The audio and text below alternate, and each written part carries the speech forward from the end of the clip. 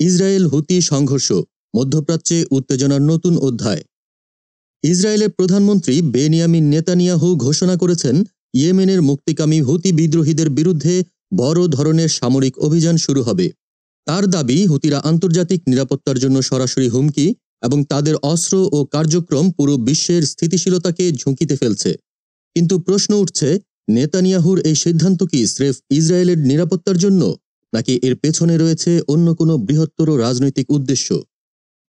নেতানিয়াহুর এই ঘোষণার পেছনে অন্যতম কারণ হুতিদের সাম্প্রতিক কার্যক্রম। লোহিত সাগরে বাণিজ্যিক জাহাজে হুতিদের ড্রোন ও ক্ষেপণাস্ত্র হামলার ফলে আন্তর্জাতিক বাণিজ্যে অস্থিরতা দেখা দিয়েছে। হুতিদের লক্ষ্য ছিল ইসরায়েলের বিরুদ্ধে চাপ সৃষ্টি করা। তবে এর প্রভাব কি মধ্যপ্রাচ্যের বাণিজ্যিক রুটগুলোতেও দীর্ঘস্থায়ী অস্থিরতা তৈরি করবে? ইসরায়েলের প্রতিরক্ষা মন্ত্রণালয়ের একজন শীর্ষ কর্মকর্তা জানিয়েছেন, হুতিদের নিয়ন্ত্রণে আনা এখন ইসরায়েলের অগ্রাধিকার। নেতানিয়াহু বলেন, আমরা শুধু নিজেদের রক্ষা করছি না, বিশ্বব্যাপী নিরাপত্তা নিশ্চিত করতে ভূমিকা রাখছি। কিন্তু হুতিদের অবকাঠামো ধ্বংস করা কি এত সহজ হবে, নাকি এতে আরও জটিলতা দেখা দেবে? ইতিমধ্যে হুতিদের পক্ষ থেকে পাল্টা প্রতিশ্রুতি দেওয়া হয়েছে।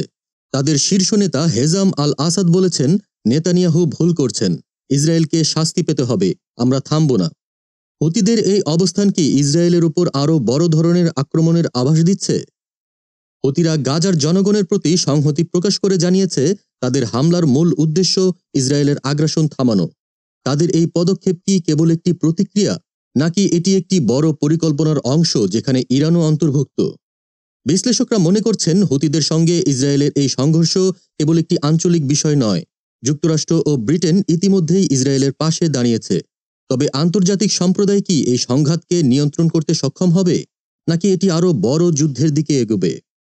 ইসরায়েলের সাম্প্রতিক হামলার পরিকল্পনা শুধু ইয়েমেনেই সীমাবদ্ধ নয়।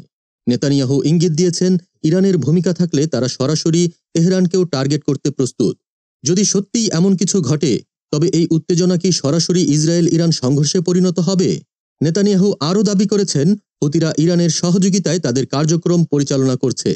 এই পরিস্থিতিতে ইসরায়েল কি ইরানের সঙ্গে আরও একটি যুদ্ধের জন্য প্রস্তুত, নাকি এটি হুতিদের উপর চাপ সৃষ্টি করেই সমাপ্ত হবে?